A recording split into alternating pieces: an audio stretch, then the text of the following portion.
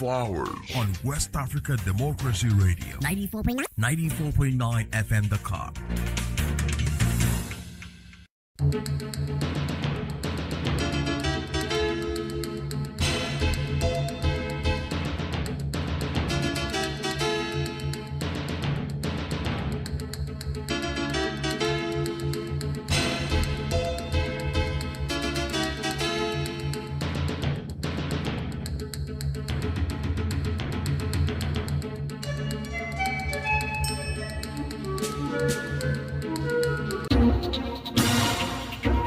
WADR, promoting dialogue.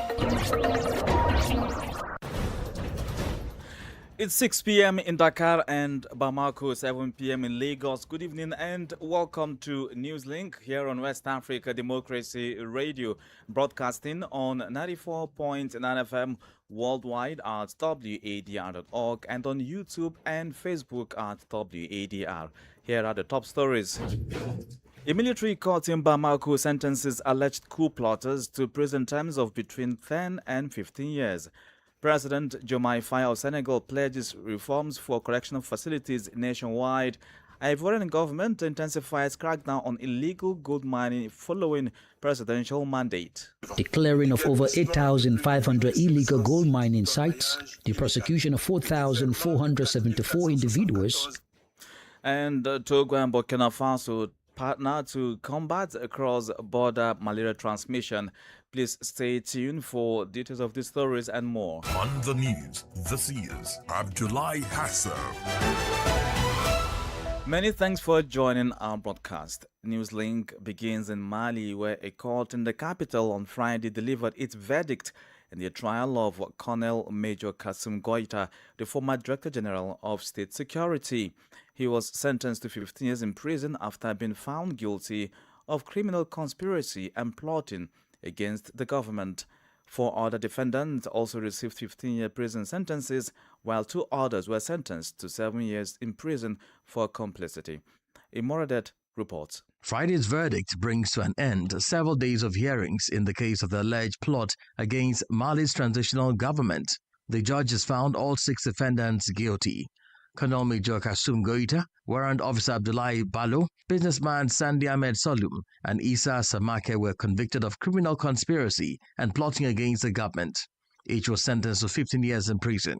Former Secretary General of the Presidency Dr. Kalilu Doumbia and Chief Police Commissioner Mustafa Jakite were found guilty of complicity. The court sentenced each of them to 7 years in prison.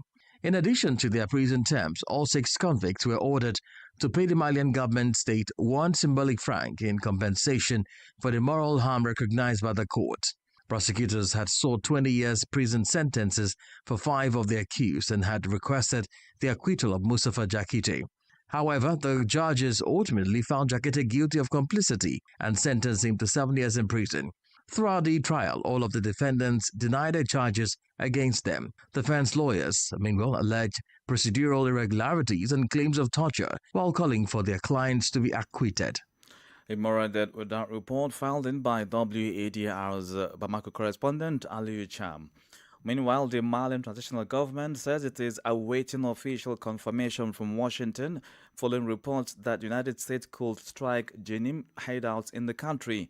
Foreign Minister Abdoulaye Diop made a statement at the opening of the International Defense and Security Exhibition in Bamako. He said Mali is closely monitoring reports of possible U.S. targeted strikes and expanded intelligence operations, but stressed that any security cooperation must be agreed with authorities in Bamako. Diop added that Mali remains committed to leading the fight against armed groups using its own defense and intelligence capabilities, while partners must consult with authorities before offering any support. The reported U.S. discussions, first reported on Thursday by the Washington Post, citing a senior U.S. official, target Jenim, an al-Qaeda-affiliated group formed in 2017. Meanwhile, Burkina Faso's military says it can now deploy to every part of the country as it intensifies operations against armed groups despite ongoing security challenges. Speaking after a mid-year government performance review, Defense Minister General Celestin Simpori said no area of Burkina Faso is beyond the reach of the country's defense and security forces. Augustine Colley tells us more.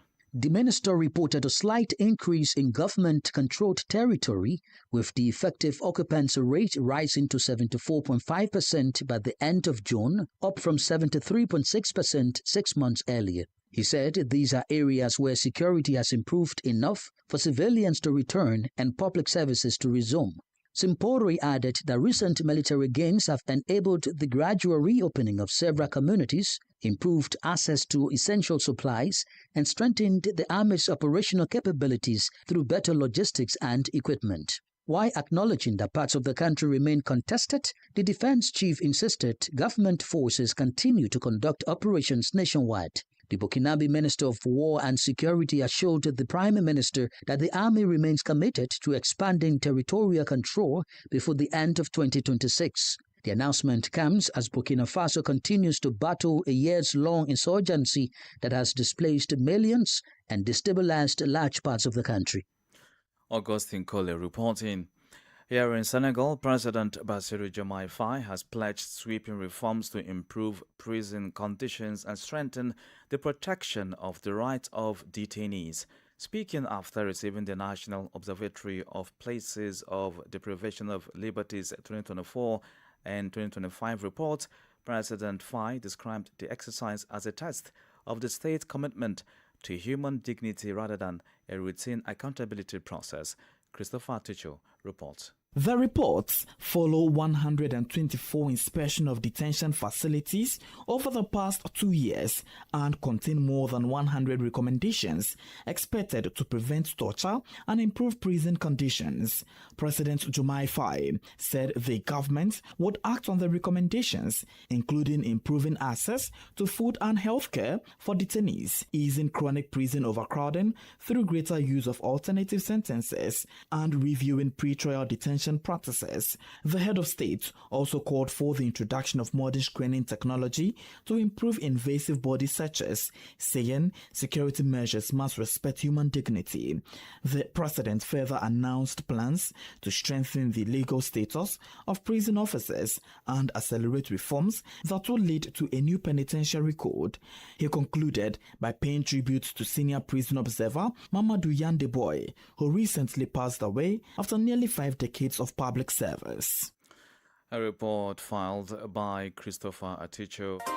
More stories coming up on West Africa Democracy Radio. Newslink continues.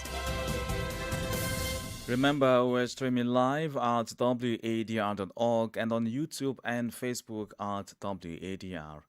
Crossing now to Guinea, state prosecutors are seeking a tougher sentence for former Minister of National Defense, Dr. Mohamed Jani, in his appeal trial at the Court for the Repression of Economic and Financial Offences. Jani is accused of embezzling public funds, illicit enrichment, and money laundering amounting to 411 billion Guinean francs. Prosecutors presented their closing arguments during Thursday's hearing as the high-profile corruption case continues before the Special Anti-Corruption Court.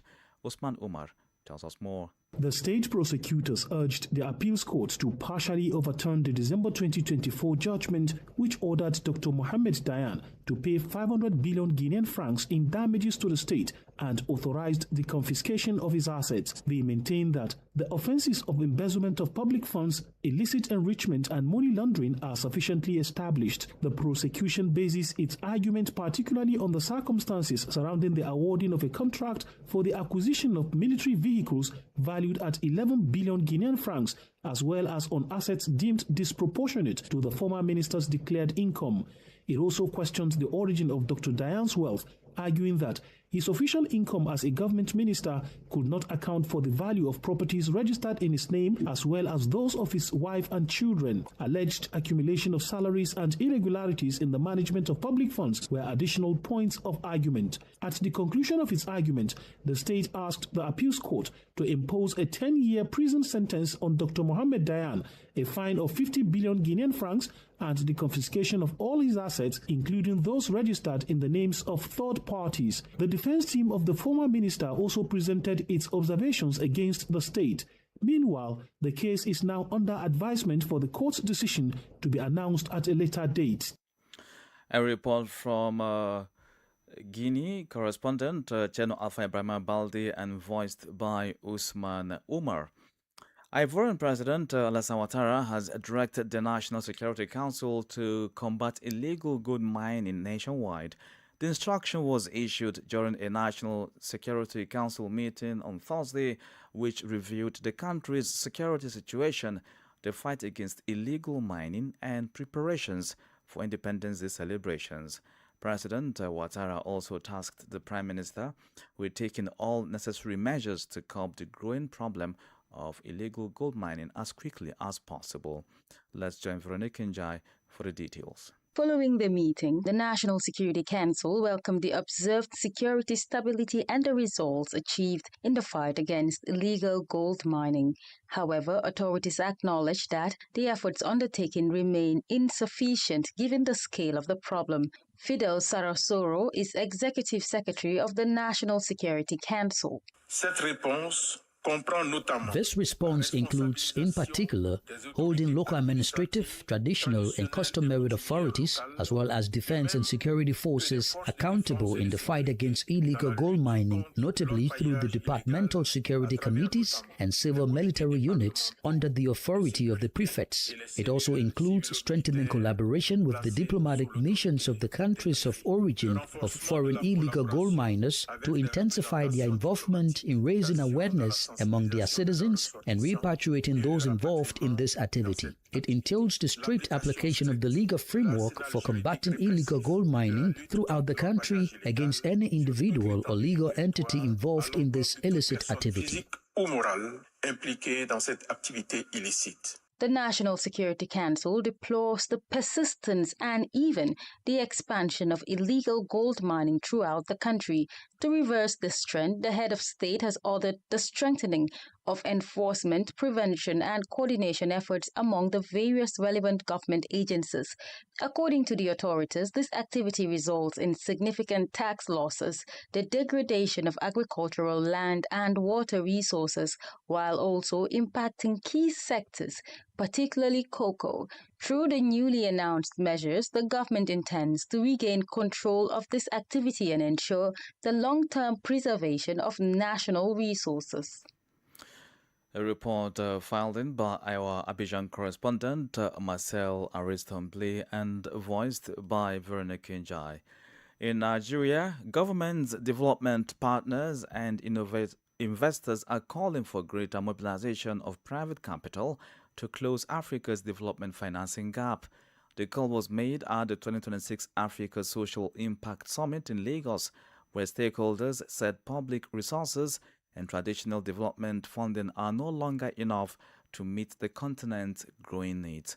From roads and hospitals to schools, jobs, and climate resilience, Africa's development gap continues to widen, raising questions about how the continent can attract the scale of investment required to close it. Our Abuja correspondent, Jennifer Situ, reports.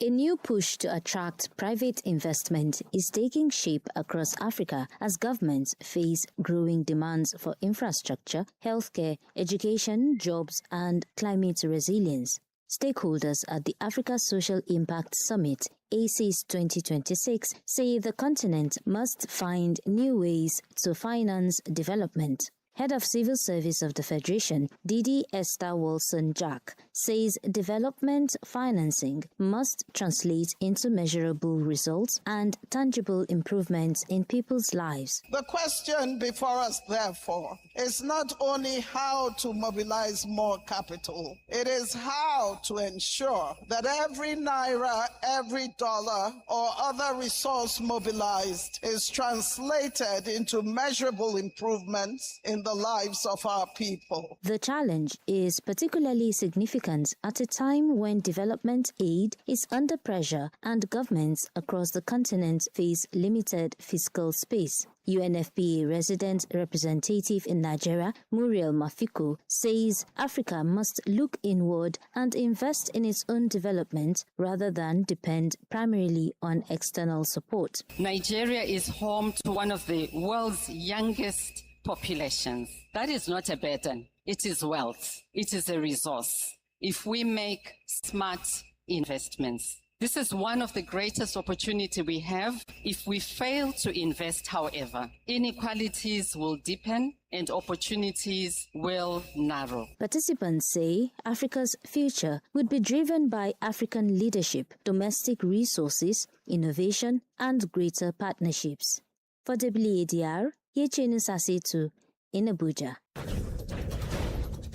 You are listening to Newslink here on West Africa Democracy Radio, broadcasting on 94.9 FM, Dakar, Senegal, and worldwide at WADR.org.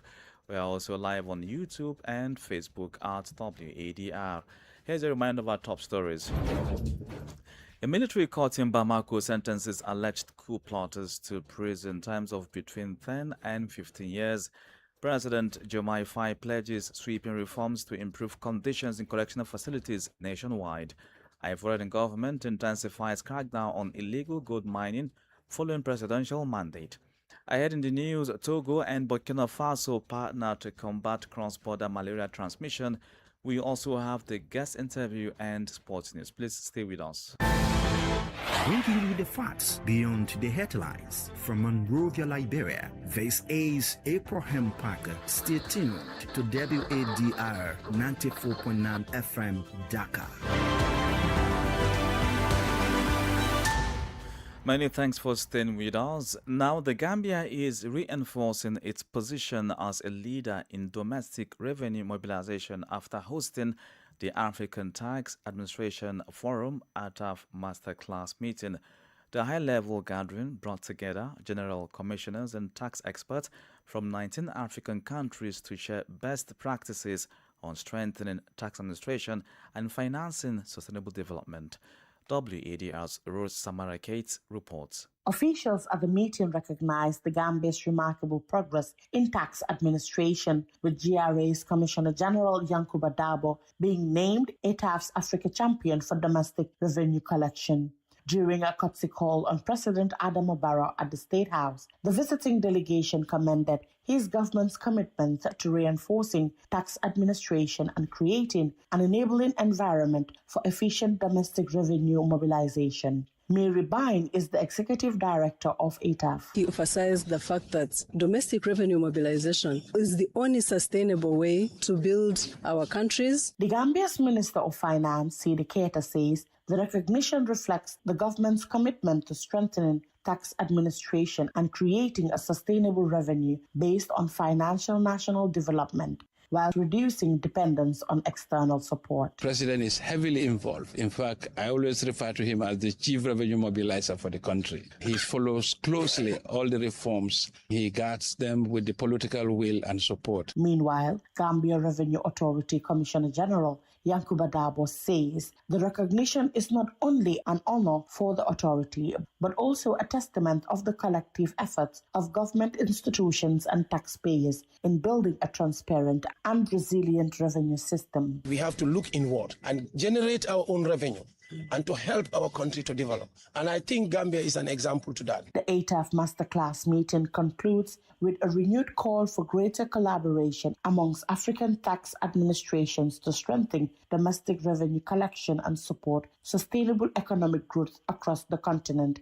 For WADR, Rose Samara Cates, Banjul. Now talking health, Togo and Burkina Faso are carrying out cross-border cooperation to combat malaria. The two countries' health ministers officially launched a joint seasonal malaria chemo prevention campaign this week in Shinkansi, a Togolese town bordering Burkina Faso.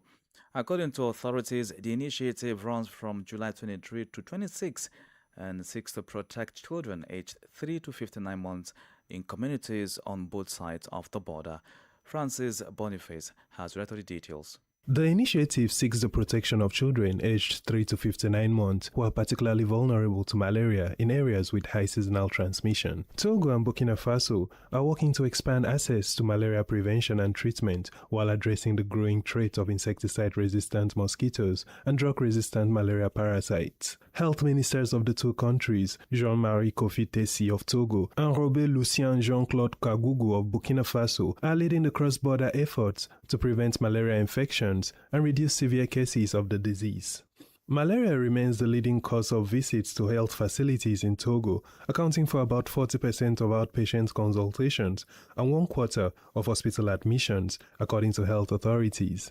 To combat the disease, Togo conducts seasonal malaria chemoprevention campaigns in its northern district, distributes insecticide-treated mosquito nets, and provides preventive treatment for pregnant women. In September 2025, the country also introduced the R21 malaria vaccine into its expanded program on immunization, further strengthening its malaria prevention efforts. Francis Boniface reporting. Global hunger has declined for the third consecutive year, but the UN warns that Africa continues to face a growing food crisis. Presenting a 2026 State of Food Security and Nutrition in the World Report in New York, the Food and Agriculture Organization chief economist Maximo Torero said 645 million people, about 7.8% of the world's population, were undernourished in 2025. He said that marks a drop of 40 million people from 2024 and 43 million from the 2022 peak, reflecting steady global progress. However, Torero warned that while Africa recorded its first decline in the prevalence of hunger, the total number of hungry people on the continent continues to rise, driven by rapid population growth, conflict, and other persistent challenges. Politics, analysis on major news, social matters, and all. This is The Guest. The Guest interview focuses on Liberia, where authorities seized a huge quantity of cocaine valued at $317 million, marking the country's largest ever drug bust. Our guest is Steve Zago, former chairman of the Defense and Security Committee at the Liberian Senate and immediate past commissioner of the Liberia Immigration Service. In this interview with our correspondent Abraham Parker, Zago said Liberia already has one of the region's strongest legal frameworks against narcotics, but stressed that effective enforcement and coordination among security agencies remain the biggest challenge. What the seizure means is to expose our vulnerability, because the seizure is not a result of our own effective actions. It's so worrisome, and the way it happens suggests to me that the guys feel comfortable. Okay. Normally, that huge catch are not always together with those who brought them or those who are trafficking it. Normally, it's maybe located somewhere far from them. But the fact they have it in the house with them, it suggests that they are relaxed, they feel comfortable. They feel that they have a system that supports them. I mean, while we're drug trafficker, trafficking drug, or that huge concern, live in there. Let's look at the criminal network based on your experience. People who are involved with this take advantage of Liberia's borders. It's nothing strange. I mean, national security actors are aware that our borders are vulnerable. We are just launched our National Security and Intelligence Act. This discussion we had. So it's not a strange thing. It didn't come as a surprise. So we know that drug is public enemy number one. We know that we have had an experience in the past administration, which are put our house in order. So there is no justification. But now hair should be rolling. I mean, if the government want to show to our regional partners and our continental friends that will mean business and international community, there need to be some executive action immediately. See the discovery. See the way in which the arrests are made. See the guys are relaxed. 2 foreign nationals have been arrested. Does it point to a more sophisticated transnational criminal operation? But the fact you can have a Colombian and a Spanish, they justify that assertion. Do we need international partner to assist us? Yes, indeed we need. Some years back when Philip Banks was Minister of Justice, we have a huge seizure of cocaine, and the French had to help us. They had the French Navy, they fought the French tonnerre. It navigated from La Côte d'Ivoire, some 100 plus nautical distance on our shore, and noticed the suspected vessel just on our shore, and we make a seizure. Today you have other nationals on our shore, confidently with this drug. And not only that they are with the drug, but they and the drug are in the same place. it suggests it's transnational and that we need international partnership and assistance to nip the thing. The network are different CDO means of navigating. Some of the network, you'd be surprised to know ordinary money changers, some of which you don't know. It's difficult. Yeah, you have to take time to investigate, but that doesn't stop you from being rapid in your investigation. You need a rapid response. We need to have a state of emergency. Always subject our homes to search. I mean, anywhere national security actor fee and that instinct grabs them that look, we should search all homes. Maybe have civil society too. Okay. Getting involved. We search all homes of all communities. Don't be surprised within the next few days or week, if not a month, you could hear another one if we do exactly what I'm suggesting. Is that an immediate step you think the government should take? Indeed. If we want to nip it, if we want to, because don't worry about the border, it's already here. You should not border again, it's already here. See the number of consignment, it's already here. So, yeah, if I want stock somewhere, you may have 4 or 5 different areas, not within the CVOA. National security actors are not taking responsibility. We need to take responsibility. Steve Zago, immediate past commissioner of the Liberia Immigration Service. All right, the biggest female football tournament, which is the Women's Africa Cup of Nations, WAFCON 2026, begins tomorrow, July 25th in Morocco. But beyond the race for the continental title, several long-standing records could be rewritten at the competition. One of the biggest milestones is within reach for Cameroon captain Gabrielle Abodi-Ugene. If she features in Cameroon's opening match against Mali, she will become the first player in history to appear in 8 Women's Africa Cup of Nations tournaments, surpassing Nigerian legend Onome Ebi, who made 7 appearances. Can Nigeria make more history? Imoredet has more in this report. Africa's most successful women's national team, the Super Falcons, are chasing a record-extending 11th WAFCON title. Veteran stars Francisca Odega and Osinachi Ohale also have the chance to claim a 6th continental title, which could be an unprecedented achievement for any player in the tournament's history. Another important question to ask is, could the team's record also tumble? Very likely. With the tournament expanded from 12 to 16 teams, more matches will be played, increasing the likelihood of new scoring records. The previous record of 66 goals set at the last edition is now under serious threat. Another record to watch is the most goals scored by a player in a single WAFCON tournament. Nigerian legend Perpetua Nkwocha has held that record since 2010 after scoring 10 goals in a single edition. Whether anyone can surpass that remarkable feat will be one of the tournament's most intriguing storylines. As WAFCON 2026 gets underway, history is not only waiting to be witnessed, it is waiting to be made. Sports was brought to you by Imor Edet. And with that, we've come to the end of this edition of Newslink here on West Africa Democracy Radio, broadcasting from Dakar, Senegal. Many thanks for listening, and special thanks to Ismaila Kamara and Maujoju for the technical support. Do interact with us via social media platforms X, Instagram, TikTok, and Facebook at WADR, and listen to us anywhere, anytime across the world at wadr.org. I am Abdullahi Hassan. Good evening. We thank you for listening to Newslink in Nigeria on Love FM Abuja and Darling FM Owerri. In the Gambia on Hot FM Banjul, Hilltop FM and Veritas Radio in Serekunda. Thank you for listening on Alternative Youth Radio Lofa County, Liberia, Radio Kegaman in Nimba County, and DCN Radio Riverses County. A big thank you to Radio Baft FM in Sierra Leone for listening, and in Ghana we thank Radio Pad in Damango and Royals FM in Wenchi. Thank you all for listening to